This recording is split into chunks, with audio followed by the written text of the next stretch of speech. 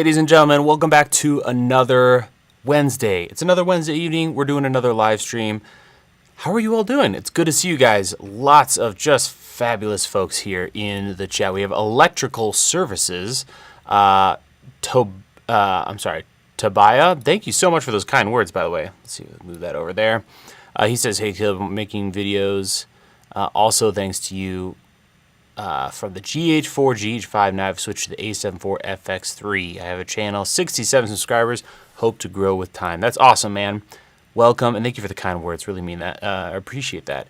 Carlson, Mr. Camera Junkie, Lior. We've got the one and only DJ Sucker Tash. Parker, what's up, Parker? Good to see you, man. Richard, Josh, and others. So welcome, everybody. How's everyone doing? Anything you want to talk about this evening? This is another episode of whatever I call this, the Video Production Helpline. I've got to change that name, I think, because I can never seem to remember it. But that's what it's all about. So we're going to be answering questions. So if you have any questions involving video production, let me know. Also, right after this stream, I'm going to be headed over to Jem Schofield's channel. And Ben and I, let me put this up on the screen, actually. Let's see if I can do this. Come on. Oh, nuts. I just lost the window. Yikes. Terrible things are happening here. Well, I guess I can't. I don't know what just happened. Here we go. Let's try that again. Nope, it's not happening. Issues, but the link's in the descriptions. If you go down there, you'll find a link to the Camera and Flask live stream. So that's going to be happening right after this. And this week we're talking about NAB predictions. So predictions. What do we think is going to happen at the show? It's going to be a good time. So what's going on, guys? Let me pull the chat back up here. Good to see some new faces. So that's awesome as usual. Here we got one, I believe. Cleaver Son. Hey man, don't know how experienced you are with this, but I plugged an audio interface to a KVM to use two PCs and it doesn't work. Do you mean the K3M? Both KVM and interface have external power. Any tips? Let me know what you mean by KVM. Are you talking about the Sony K3M? Because that's different than, I'm not sure what KVM is. Chase, thank you for all the helpful videos. Quick question. You mentioned doing a tabletop video for under $3,000. Is this still a possibility? Yes, it is, Chase. I ended up pushing that back because other better cameras came out. So that changed up the kit. And B, after we're working on an FX30 camera guide right now. Once that guide is done and released, I am going to be working on my tabletop guide. So it's going to be everything you could possibly ever know about filming, overhead tabletop setups. So that's going to be awesome. From that guide and course, I'm going to have a bunch of little videos covering all that stuff. Different kits, different budgets, different setups, small mobile ones, full send, monstrous, I do this for a living setups. It's going to be a lot of fun. So stay tuned for that. And from that, videos like this one will be coming out. So sorry about that. Sorry for that total false. I had plans to make that video, but then gear changed and I thought it better serve people to change it up. What's going on? Aspire and Achieve Media. By the way, let me know if everything sounds okay. I'm still kind of, I'm always tweaking things, right? But things are very different right now. So we'll talk about that in a future video as well. Big fan of yours. One of your, oh, thank you, man. Really appreciate that. It's very kind. All right. I have a photography lens for my Sony camera. What cine lens would you recommend to start with? So if you're happy with photography lenses, that's all I shoot with. Or pretty much all I shoot with, I should say, just because autofocus is so convenient on these Sony cameras. But if you're going to go with a cinema lens, there's a lot of options right now, from very budget stuff, like actually hilariously what I have here on the desk. This is let's switch to camera 2, 7 Artisans Vision Series 35mm T 1.05, so crazy fast. Now this is for crop sensors like this A6400 or the FX30, which is actually what's filming this right now. So that's a great way to go. Very affordable. I think these are like $400 to $500 a pop. So this is the 35mm, which is my favorite of the focal lengths on this set. If you want to go full frame, they also have full frame T2. Otherwise, if you're looking for other good options, a really solid, they're more expensive, but a great all-arounder is the Mikey lenses. So if you check my channel, you'll find a review where I compare those Mikey Cinema primes to the Canon CN primes. So instead of spending $10,000 to $15,000 or $20,000, you're looking at, I think, $5,000 for the full set of primes. DZO, I know, is also a lot of people like. I haven't tried them yet, so I can't really speak to that. But yeah, great question. And there's so many coming out. I mean, I feel like every other day there's a new announcement about some new stuff. All right, Vast CNC. Ooh, I gotta check out your channel. Vast CNC. Good day, Sigma 23 1.4 and APS-C coming, yay or nay? I don't know. I have no news, but that would be kind of cool. It makes sense. That's a very common focal length, because what, that translates to 35mm once you convert it. All right, Mr. Camera Junkie, question: are you still working on the Sony APS-C LUTs? Yes, Mr. Camera Junkie, that is coming. You know how it is. I just get caught up with all the other things involving running a business. I'm completely changing over my financial team too, so that's been taking up a lot of time to sort all of that stuff out. Yes, it is on the way. I just need to buckle down and maybe, yeah, I don't want to make any promises because that's a mistake. But yeah, it is coming. It is coming. All right, any experience with a small rig, RC120 or 220D? I have not played with those. Let me know if you guys would be interested in something like that. But so far, I mean, I haven't heard a lot of complaints, or any for that matter. So yeah, they seem pretty great spec-wise. Subscribe, looking forward to checking it out. Nice. Hey, what's up, G-Wiz? Good to see ya. What's up, Gitfo? Chase, working on a desktop setup inspired by your videos. So thank you. Nice. What type of light should I get for traveling a lot? I need something compact and powerful. All right. Well, it depends on kind of your lighting setup. So if you're, I mean, there's kind of two ways to go about that, right? Get a solid light that has a Bowens mount and you can put modifiers on it. Or if you need to travel really light, flexible LED mats. Currently, still my favorite for the money is going to be Intelitech, because they fold up to a 1x1. So you can have a 2x2 that folds to a 1x1. You can check the channel. I've done several reviews. The ones that roll up, I don't like as much because you still have this big tube you have to deal with, whereas the Intelitechs you can pack down, and you have more options when it comes to how you're going to pack your stuff. Hopefully Aperture comes out with something that competes with that. Something, if you're, yeah, I would say stick with that. Otherwise, some people like tubes. I don't like them as much because they're harder to push through big modifiers. You could also just get a good old Bowens mount light, like a 300X is a popular one. 600X is big. So if you're going to be flying, that's kind of tricky, but the 600X is kind of the chef's kiss of lights right now for key lights, just because you have tons of output and it's bicolor. Do you have any tips on shooting low light with micro four thirds? I can never seem to have enough light for my scenes. I would say lots of light. Just get more lights. Faster glass can help. And try overexposing and pushing it down in post-production, even if you have to raise your ISO. Just try it. Do some tests. And it's pretty wild how often when you shoot that way, anytime you're having to take a digital video or footage and raise up levels, you're almost always going to have issues. So keep that in mind. It's better to always push down than it is to pull up, if that makes sense. Nice. Thank you, Nobody Kayaks. All right, what do we got here? Hey, Caleb, do you like Canon cameras? If yes, which one would you recommend for a beginner who is looking to leveling up his YouTube videos quality? The budget is $1,200, including a lens. All right, well, let's see here. There's got to be a way to make this work. Let me try to get my window up here, and we'll go shopping, shall we? I'm going to close that. Come on.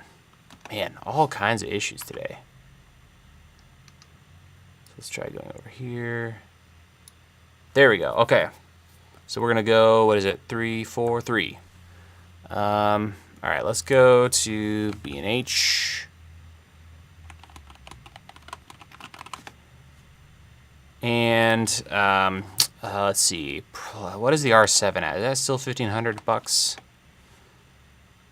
So that's $1,500. Dadgummit, we just talked about this last week. What is the other new mirrorless that recently came out from Canon? R50, 60. Here we go. R50, 70, or is it 80? I can never remember the Canon, except for the newer stuff. Oh no, it was the R10, wasn't it? There we go. Okay.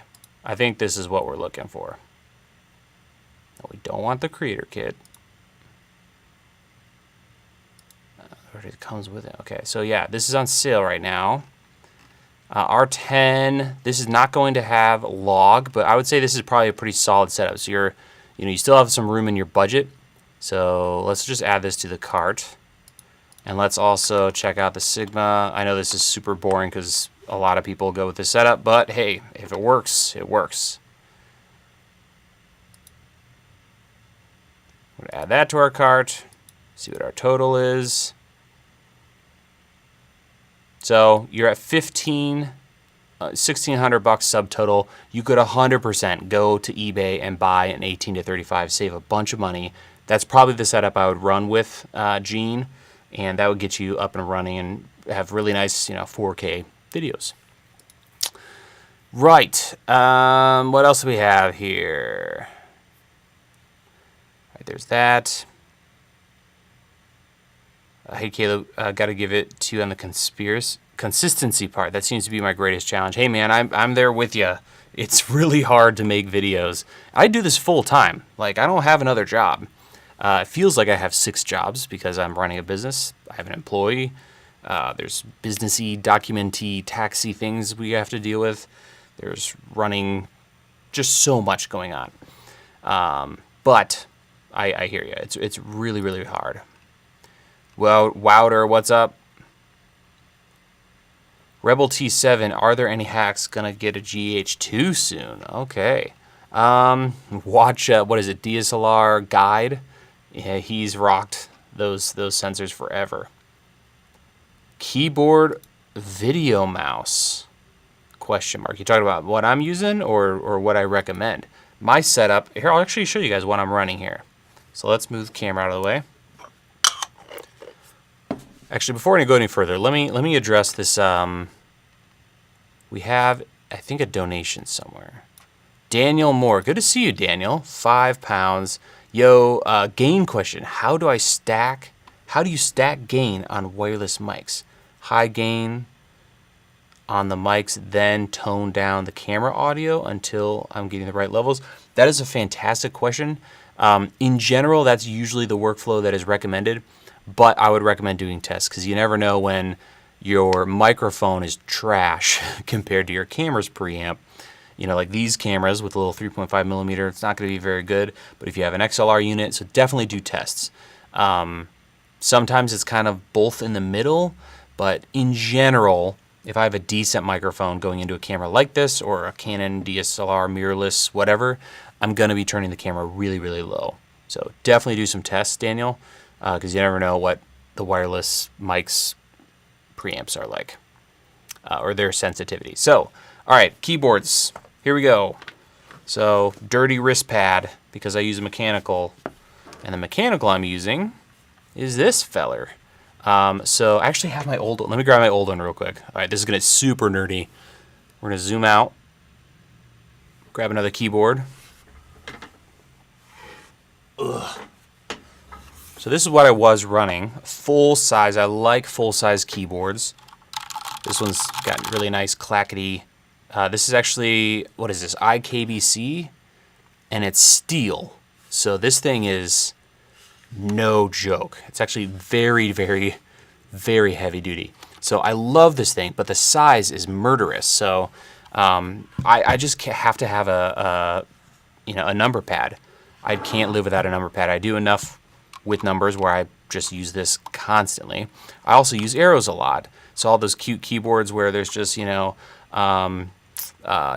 keyless or even smaller, I can't do that stuff. I gotta have a big honking keyboard. So the problem with that then is you move this guy way out here and typing's weird because you're doing this. So then you bring it over here so that you're in line. Now your mouse has to go, all right, we're going wide. Let's go real wide. Now your mouse has to go way out here. And now you're like this, when you look at it from this angle, it starts to really screw with your shoulder when you get old and all that stuff. So I found this keyboard. So let me get this beast out of here. So this thing is not very expensive. And because it's, what do they call these things? I think it's 100 key or so. Let's do this. So what they did is, all those gaps, usually there's 2 gaps here with your numpad or your arrows, and then there's like a couple keys up here for page up, page down, blah, blah, blah. They eliminated those and just jammed everything together here. So it's significantly smaller, bringing it closer to the mouse. So now when I'm hanging out, this is so much more manageable to be doing this. So I really dig this keyboard. I've also added a bunch of, you can customize it. It's wireless, even though I have it wired because I have to wire things if there's a wired option. So really, really happy with that. For the keyboard, I'm just going, and what is this thing called? This is that's right. It's Royal Kludge. Really terrible name. But they're RK Royal Kludge. KLUDGE. So that's the keyboard. Mouse is the Logitech G502. Super boring, but super legendary. I am building a home theater, so I'm not gaming as much as I'd like. But I am an avid gamer, so having a decent mouse setup is really important to me. I also have one of these guys. You can buy these little bungees for your mouse. It just kind of keeps the cable, nice and tidy. So that, you can't really see it. There it is. So that you're moving around, you don't have cables all over the place. It just kind of keeps things up and out of the way. So that's the deal with the keyboard, if any of you cared about that. All right, where in the world were we? Maybe I'll jump all the way down here and just see what's up. Oh, KVM. Ah, nice. Trackball, huh? Oh, I could never get behind the trackball thing. I know it's really good for your, ergonomically it's really good. I just can't. It's got to be a mouse. Same with, I just don't do anything on the laptop, even though I use a laptop, for a daily driver. I have to plug it in with a mouse and use it. MX Master is a great mouse. Again, I just can't. The wireless thing isn't working for me. Any tips on how to expose low light scenes properly using S-Log3? I'm using the FX3 with the Ninja 5 Plus. What in-camera tools or Ninja 5 Plus tools should I leverage? False colors histogram. I'm just going to plug it. I have a LUT pack. There's a false color design specifically for S-Log3 that you can load in the camera. But if you don't want to do that, I just use zebras. So can I do it on this camera? We're not going to get into that. But what I would do is in your camera, you can set 2 different zebras up, custom zebras. You can set one to be your highlights. So you can set it to 98 plus and minus 4. That'll give you your highlights. So when you see zebras, you're clipping. Then you can bring your exposure down a little bit. And then I set the second one for people's skin. So, depending on how much overexposing you want to do, which I always recommend, set it to 60 IRE, and on the brightest part of people's skin, get it to 60, 55 to 65, depending on people's complexion. And those are the 2 things I care about. I check to make sure nothing's blown out. If that's cool, I'll check skin and, go from there. Great question, though. And you definitely want to try overexposing. So if you haven't already, definitely do that. It's amazing the difference when you overexpose and bring things down. All right, what else do we got, boys and girls? Let's see. I'm going to try to now carry on from that point in chronological order. Please write a blog or something about your home theater setup. Nice, Josh. Maybe I'll do a video when it's done and put it on Instagram or something. Any secret to getting Panasonic G85 to remember the focus position after powering off? So, oh, interesting. The remember lens position seems to restore the other settings, but not the focus. That's weird. Because I was just going to say that setting, but apparently not. Try another lens. See if it does it with other lenses or if there's an issue there. I was raised on those old computers with the trackballs built in. Oh, yeah. I'm old. Yep. Or those little, the little nipple thing in the middle of the keyboard on like IBM laptops. Why do you choose the MKH416 over the MKH50? I think that video I did where I did a ton of tests with microphones, I covered in there, but it just, for me, sounded better. It was more sensitive, and it checked all the boxes for me. V-mount battery recommendation for us to use with the Sony FX3 and the Amaran 60X. So I believe the small rig battery should work just fine with that. Green and purple. What did I miss? Oh, the keyboard? Zoom H6 still a great option 2023. Found a cheap one and a pair. Oh, to pair with my NTG5. Yeah, that should work. And the NTG5, if I'm remembering correctly, is incredibly sensitive. So that's a great combo. You can that's the nice thing about good sensitive microphones like the NTG5 and the 416 is you can use not great recording gear and it'll still work out because you don't have to press and work your preamps.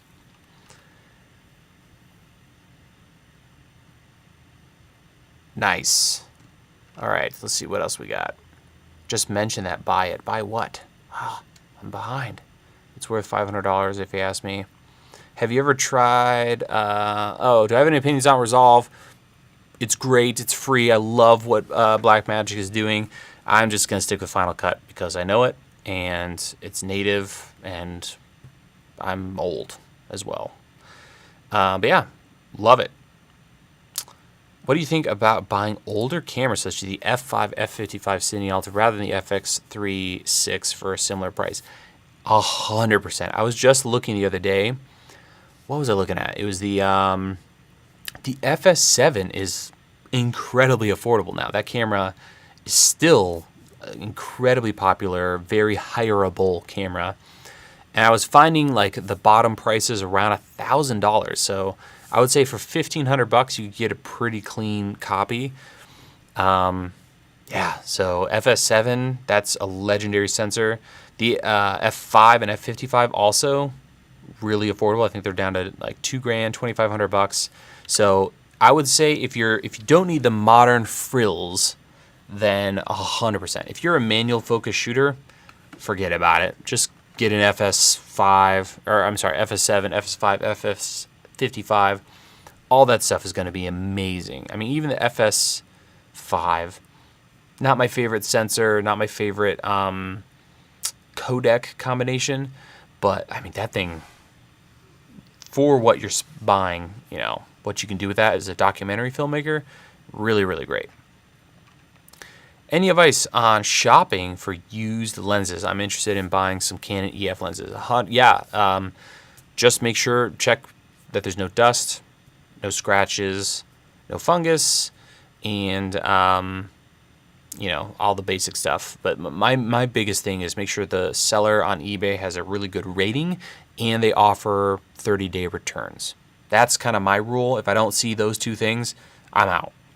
But yeah, I buy a ton of used stuff because you can save so much money. So great way to buy stuff. I have an old T5. Are there LUTs available for this camera this old? They are not, because you aren't able to shoot in log. Now, depending on what you are looking for in a LUT, right? There's LUTs out there that'll take anything and do anything. If you just want a cool looking LUT, those exist. But But when I talk about LUTs, usually it's conversion LUTs. So taking log footage, converting it to Rec. 709, and that just gives you more flexibility. What is this wire in the shot? There we go. That's better. Sorry. ADD is wonderful, isn't it? There we go. That's better. I can live with that. All right. Moving on. What do we have?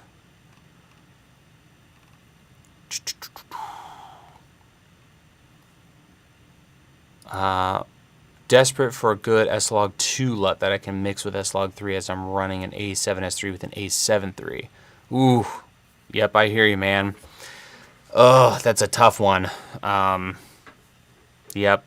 Well, I'm working on one. I don't know. I mean, it's just going to be really hard to mix those two, no matter how good the LUT is, just due to that 8-bit, man. It's rough. Have you ever thought about trying a virtual production using Unreal Engine 5? I thought about getting into that, but there's enough folks killing it in that space that I'm probably just going to not get into it. Also, I have a theory that is kind of the modern 3D movie thing. Like, it's being used in real production, but I have a feeling we're going to leapfrog that. So before that becomes mainstream for all production, or a lot of production, something else is going to happen. Like, they're going to come out with AI cameras that can just do whatever you want, and you don't need volumes, LED volumes or any of that stuff. I could be totally wrong, but that's my kind of vibe. Josh, what's going on, man? I'll take an Insta video. Nice. Perfect. All right. Any solutions for the FX3, FX30 audio handle shotgun mic handling noise? I've tried different mics, XLR cables, spacers, etc. I can't get loud enough for the handling noise to go away. So what I would recommend, and I did this back when I was more a dock shooter, is on the handle, off of the handle, get an 11-inch monitor friction arm, and then put like a Rode mic or something with a Rycote mount on that. That way you can, first of all, you can loosen it and pack it up nice and snug and tight. There's no huge microphone out here when you're done filming for the day. You can loosen it and snug it up next to the camera handle. But it also allows you to get it away from the microphone. And if you're filming someone with a wide angle lens and you're close to them, you can actually kind of use it as a mini boom to get your mic out closer to your subject and get way, way better signal to noise. So that's what I would recommend doing. And then just check for rattly stuff and get some gaff tape and kind of lock everything down. But that's probably what I would recommend. You got to get the microphone away from the handle somehow, and a friction arm gives you a ton of functionality to be able to do all kinds of stuff. All right, I hate those like built-in loops where you're supposed to stick the microphone and it's built onto the handle. That always made me nuts. I just can't do that.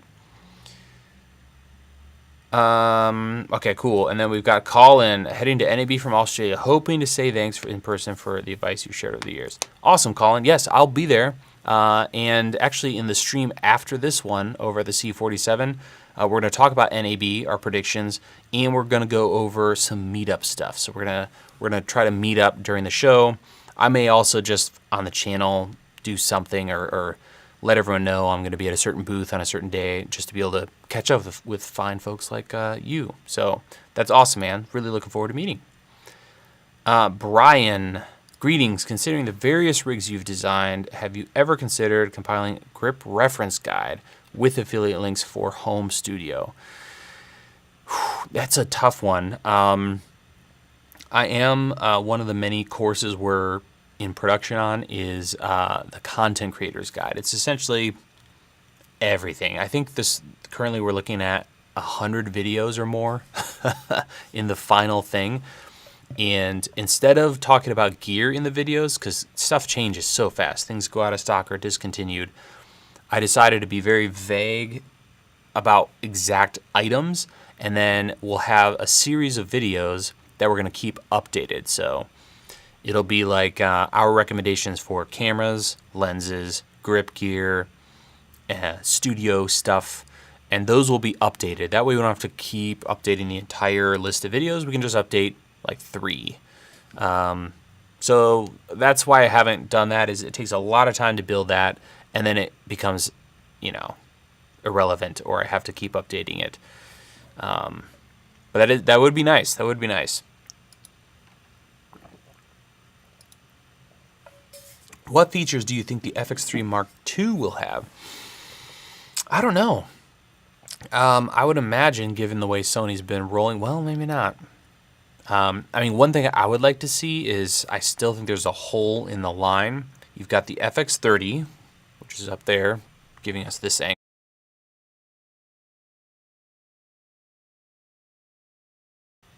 Apparently I just muted myself accidentally.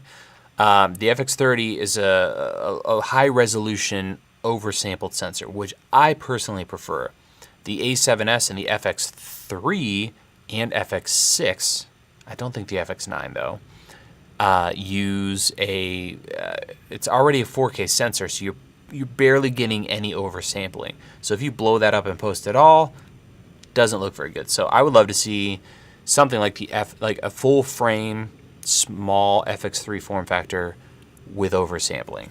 That would be great. Otherwise, features, I mean, man, if they can figure out ND, woo, that'd be amazing. I have a Canon R6 now, and I'm looking to upgrade. Would you wait for the A7S IV or just look at current options? I'd just jump right in, Jason. The A7 IV, the current version, great camera. A7S III or FX3, they're all super solid cameras. So I would say just jump in, especially if you have work to do, right? Because you can always upgrade later. Just a heads up, I got an OP overpowered warning using the FX30 VP50 with an AMRAN 60X at 100%. Probably would be fine with, yeah. Oh, that's a good point, Jacob. I should have mentioned that earlier when I was talking about those batteries. You definitely want to pay attention to current. And those lower wattage batteries aren't able to produce enough or as much current. So probably 99 watt and up for stuff like that. Those 50 watt hours from small rig are really, in my opinion, only viable for like camera setups where you're powering the camera and a monitor or something like that. Or small lights. I wouldn't put them on, you know, beefy stuff. I have the A7S II.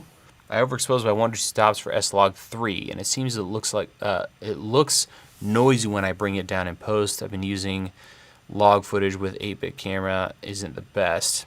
Do you have any tips? I would say shoot S-Log2. Don't shoot S-Log3. S-Log3 is really pushing it on those 8-bit cameras, but S-Log2 is still a viable option to film. So you're going to have a lower noise floor because blacks are already lower.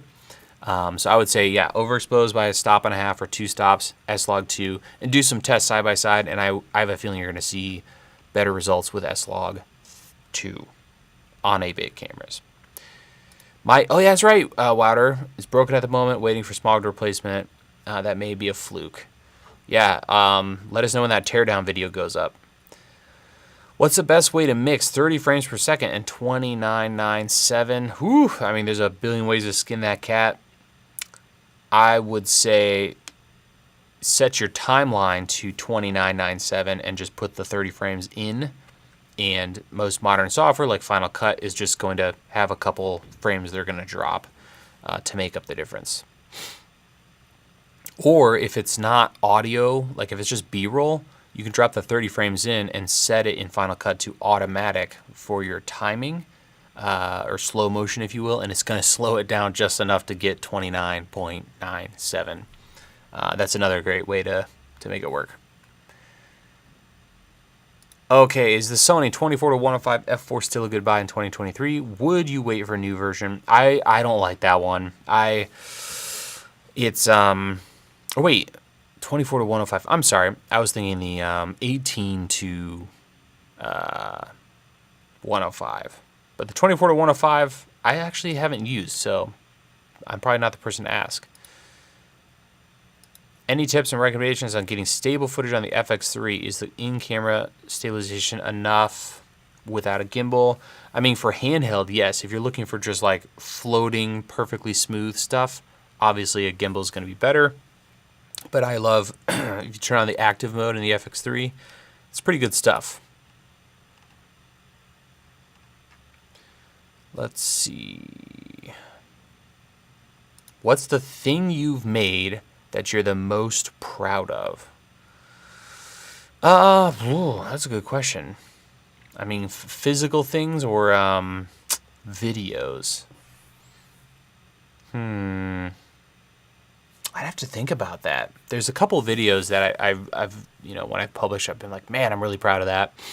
Hilariously, they're usually the ones that don't do so hot.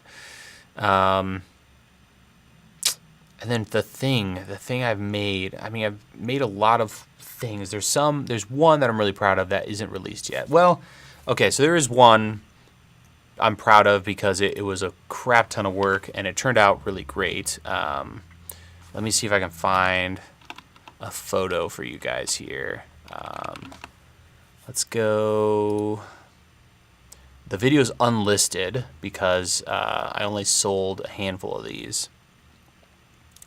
I'd have to switch accounts for that. But my A10 mini case that we sold 20 of, maybe I'll post it on somewhere, maybe Twitter or something. Some people, yeah, I'll post it on Twitter so you can check it out over there.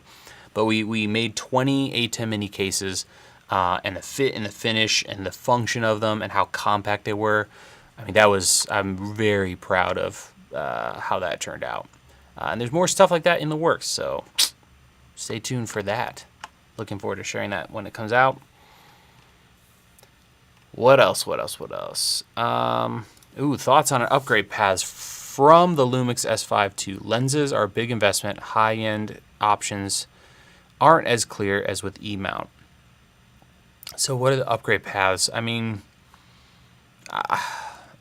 I've talked about my thoughts on the S5 II. It's a great camera. I'm glad it's here, but it's not right now what I would switch to. I would just keep rocking whatever you've got until, you're ready for some kind of jump and there's more options. So we need more cameras from them. But if you're talking about those three options, FX6, Red, C70, that's a tough one. Those three cameras are really, really popular. I would say you got to try them. If it was me, I would probably go FX6. Close second being the Red. The C70, while awesome and a huge hit, is very soft and that screen just snaps. So there's that. Scott, what's going on, Scott? Good to see you. Best B cam for the A7S III. Was thinking of getting A7 IV to do some photography work. Do you think the colors will match? Yes. If you shoot in S-Log 3, you're good to go. I think the FX30 would be a phenomenal B cam as well. So $1,700, really, really great. A7R 5, A9 and 2 versus A1. I'd probably go A1. The A7R 4 has binning in 8K, which is unfortunate. I've been actually considering an A1 if I sold a bunch of cameras and just as like one horse, because I want that 8K to be able to just have a lot of framing options would be great.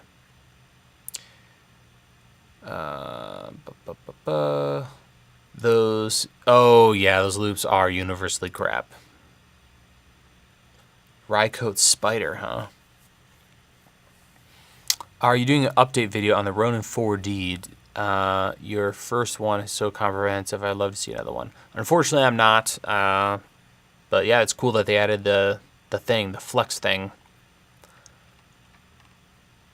Any recommendations for external lav mics to connect to the DJI mic transmitter instead of using the built-in?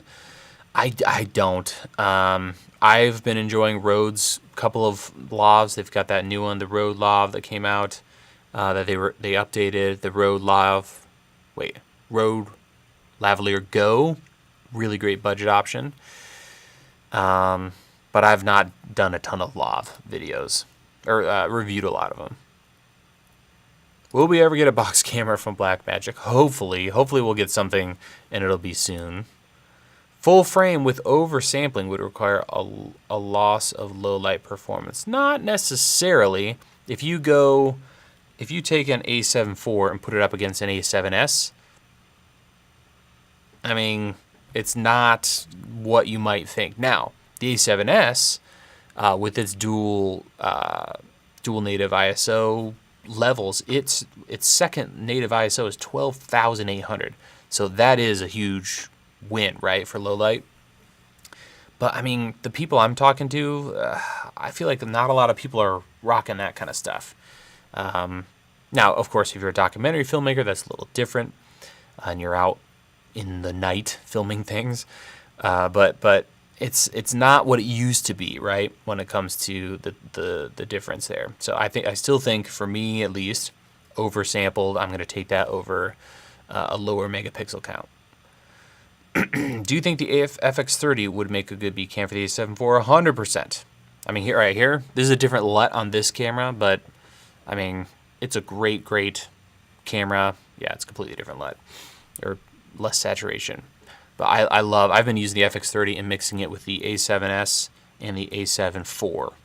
Love it. Great stuff. Vlog versus S-Log 3, which do you prefer and why?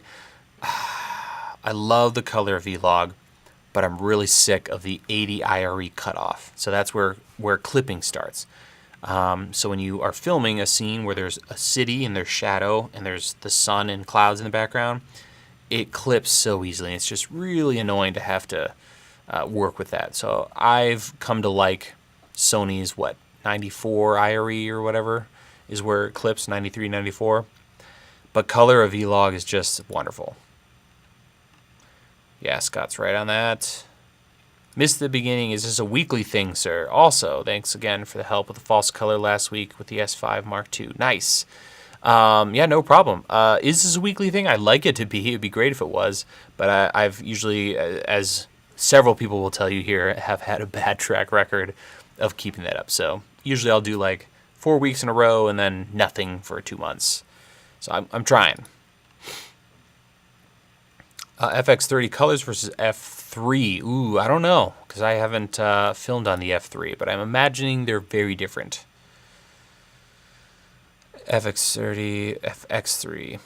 Oh yeah, if you're talking about FX3 versus FX30, that's different. But F3 versus FX30, that's going to be another situation. Sony ZV-1, I've been using it for a while. Think you can reach some amazing results. Can I have your opinion? Oh, I've not really used it. This isn't the full frame little guy, right? Is that what you're talking about? What GX Ace just did a video on? There you go, guys. Scott's coming in hot with some 24 to 105 info.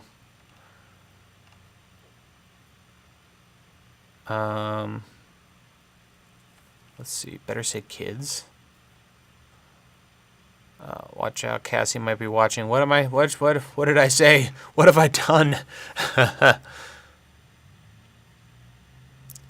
What else? I'm a full-time filmmaker using Canon M50 Mark II. What would you recommend for a cheap one?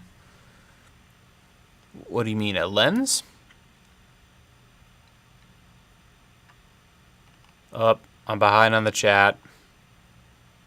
He's going to wonder what better be kids means. Oh, I see how it is. Got it. Wow, I'm way behind, guys. Yikes. Love to just showcase some interview lighting setups in a room with lots of natural light and windows. Would it be better to highlight the true capabilities of lights? Okay, so like when it comes to reviews. What's up, coffee? Where's the best place to sell my Zcam E2C? I mean, eBay, there's a lot of people. Gear Focus, there's less people, but lower fees. Could always try Facebook Marketplace. Where do you scope those lights? Oh. What lights are we talking about? Got to check out the 200 XS last weekend. Nice. All right, I have an $800 budget. What is the best body I can get?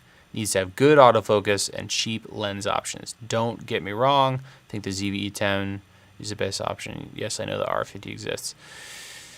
Yeah, I'm going to say probably EV10. You might scour, like, since you're stuck with 8-bit if you're going to go with Sony, you might look into older Sony bodies, like the A series, like full frame. I can't remember what the A2 is going for, but the A7 II, A7 III, those type of cameras, you might be able to bump up to full frame, which would be kind of sick. Trying to upgrade my church's online video setup. I'm thinking of the main camera, FX6, 4 to 5 FX30, maybe to roam on sliders. Would that work in live scenarios? Yeah, Caleb. I suppose, yeah, that would probably work. I know a lot of like event style stuff is going to those like automated cameras, but if you're going to be going large sensor, that would work. I mean, you wouldn't even need an FX6. Maybe we'd go with the FX like 3, and then because all those can do SDI, which is great with the adapter with a cable from Sony. What is the right size for an on-camera monitor for handheld rig? That's personal preference. A lot of people like the smaller 5-inch. I'm finding I'm leaning. I love the size of a 5, but I prefer a larger display to look at. Or do, a production monitor too. I swear by that now. Having that Sumo 19-inch is life. But yeah, when in doubt, probably a 7-inch is a good way to go. What is the difference between S-Log and HLG? S-Log is a log format. HLG is a hybrid log format. It's designed to give us HDR over a live platform. So cameras can film a soccer game and stream HDR content. So it's really not, it's more designed to be an end deliverable, right? So it's meant to be like, I can watch HLG live on YouTube or something. Or if you wanted to film and immediately publish that video without editing it, HLG would be good. But you shouldn't be using it for capture when you're going to be editing and doing your own color work, even though a lot of people do that. And who cares, right? If it works, it works. Okay. Which camera do you use most and why? The A7 IV. I love that camera because of the oversampling, good autofocus. Sure, the rolling shutter is kind of poo, but it's better than previous cameras, and I don't whip my pans back and forth. So yeah, love that camera, and it's like $2,000 used, so how can you beat it? I bought a second one used. I just love that thing. I mean, at this point, I love the FX30, don't get me wrong, but I have a feeling I'm going to probably end up selling it. I'm trying to keep the camera count down. Okay. Oh, Cine Gear's going on right now? Oh, man.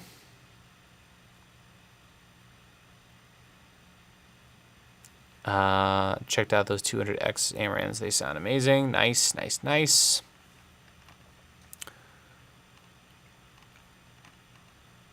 Oh, wow, I made it to the end of the chat. It's a miracle. Why do people use 2997 and not 30 frames per second? Is there any effective difference? If you're watching it, no, but it's more of a standards thing, and for that you need to, get into some broadcast history, which may or may not be an interesting read for you. But yeah, when it comes to just throwing stuff on YouTube, doesn't really matter. What's up, the storytelling dad? Good to see you again. I'm looking into getting an R8. That's the one I was trying to remember earlier. R6 Mark II. Which would you use? Or wait for the R5 Mark II. Well, it's really going to come down to... Oh no, the R8 is full frame, isn't it? I'm so not up to snuff with that. Let's go to B&H. Let's throw this up on this monitor. There we go. Yeah, it is full frame. That's right. So, if I remember correctly, no, it has log too, doesn't it? Dadgum. I'm pretty sure it has log. Or no, it doesn't have log. That would be a big deal for me if it has log, and that's why the Canon R7 was such a huge deal, is because it shot in C-Log 3. So I don't know if this one does. I'm just that behind on cameras. But for me, it's got to have a log. That's like a deal breaker for me. So yeah, probably, I mean, you got to think about lenses too, and that's a big deal if you can score some glass on top of that. And people who actually know what's going on with these cameras can tell you whether or not. But I know a lot of people love the R6 Mark II. Super solid, and have been enjoying it. All right, boys and girls, it is 4:53. In 7 minutes, I'm jumping on another stream. So if you want to watch that, check the link in the description. I'm going over to Camera and Flask. We're going to be talking about NAB, our predictions. We're also going to talk about some meetup information. So if you guys want to hang out in Las Vegas at the show, and we'll talk about that. For some reason, everything just went black for a second. So it's probably a sign that I should take off. So thank you guys for the fantastic comments. Great comments. It was awesome hanging out with you guys. I'll see you over there. Again, check the description for that link to that show.